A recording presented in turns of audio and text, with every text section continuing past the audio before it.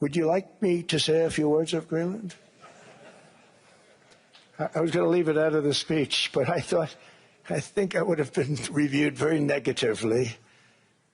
I have tremendous respect for both the people of Greenland and the people of Denmark, tremendous respect. But every NATO ally has an obligation to be able to defend their own territory.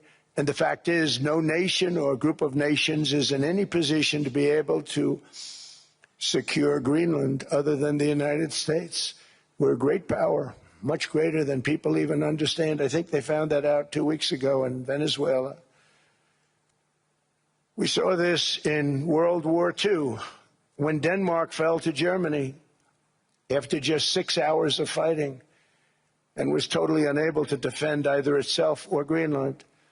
So the United States was then compelled, we did it, we felt an obligation to do it, to send our own forces to hold the Greenland territory, and hold it we did. After the war, we gave Greenland back to Denmark. How stupid were we to do that? But we did it. But we gave it back. But how ungrateful are they now? So now our country and the world face much greater risks than it did ever before because of missiles, because of nuclear, because of weapons of warfare that I can't even talk about.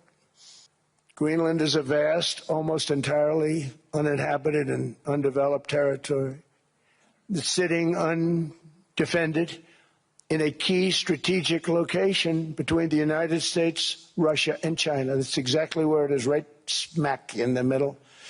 Wasn't important nearly when we gave it back. You know, when we gave it back, wasn't the same as it is now. It's not important for any other reason, you know, everyone talks about the minerals. There's so many places. There's no rare earth.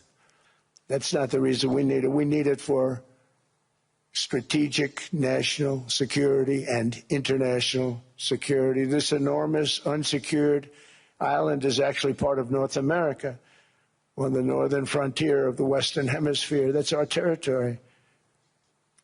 It's the United States alone that can protect this giant mass of land, this giant piece of ice, develop it and improve it and make it so that it's good for Europe and safe for Europe and good for us.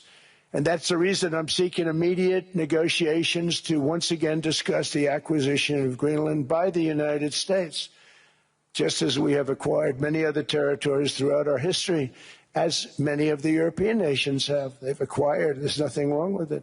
I don't have to use force. I don't want to use force. I won't use force. All the United States is asking for is a place called Greenland, where we already had it as a trustee, but respectfully returned it back to Denmark not long ago after we defeated the Germans, the Japanese, the Italians, and others in World War II. We gave it back to them. We were a powerful force then, but we are a much more powerful force now. After I rebuilt the military in my first term and continue to do so today, we have a budget of $1.5 trillion. If there is a war, much of the action will take place on that piece of ice. Think of it. Those missiles would be flying right over the center of that piece of ice.